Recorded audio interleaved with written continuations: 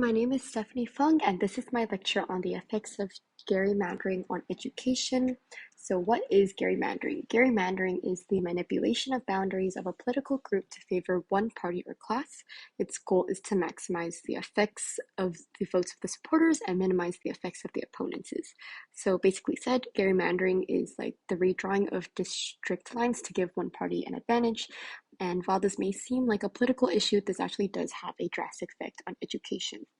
So, what is the history behind this? So, post Civil War, Jim Crow laws legalized racial segregation, denying African Americans the right to vote, hold jobs, or get an education.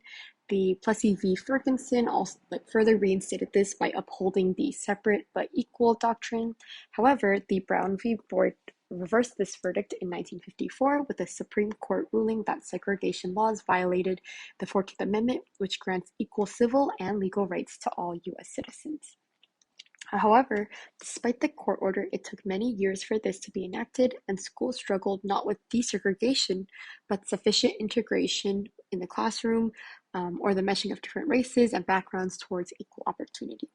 With the introduction of gerrymandering, school districts were gerrymandered to zone in more racially or ethnically favorable students and zone out other students. So this particularly excluded Blacks and Hispanics from predominantly white schools and districts.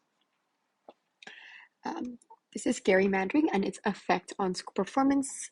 Between 1990 and 2010, public school families segregated by income between school districts had increased by 15%, and the test score gap between high and low income students had increased by 40%. Students in low income areas have lower academic attainment than those in high income areas, which later limits their capabilities of obtaining an advanced job. Multiple studies have shown how students in low-income households score lower in math and vocabulary and typically have low school readiness. They lack the adequate skills, support, and social skills that they need for learning, which set them back even before they start school. Those in low-income areas tend to be assigned to those in high-poverty schools, which tend to have lower graduation rate and lower graduation and college readiness rates compared to schools in middle to high-income neighborhoods. High poverty schools are negatively impacted by gerrymandering due to unequal funding between low and high income districts. Since school districts in the United States are funded by property taxes, those located in high income neighborhoods are able to afford more knowledgeable teachers, new classroom materials, and offer extracurriculars.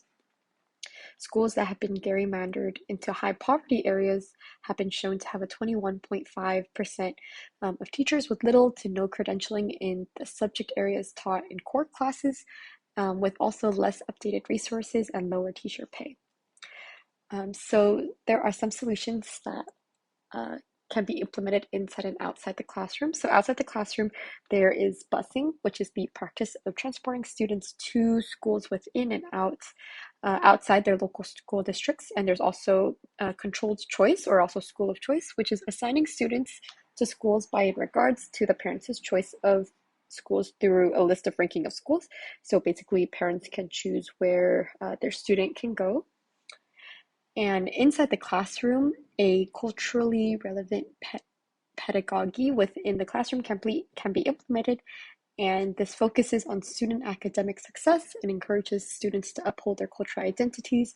This also supports multicultural fluency, has a positive effect on student attendance and test scores, and can help diminish teacher biases. So in conclusion, how does gerrymandering school districts and attendance zones affect student learning? Gerrymandering further heightens segregation between low and high income families in public education, resulting in the inequitable allocation of student resources and thus widening the achievement gap. However, although these issues may be beyond the scope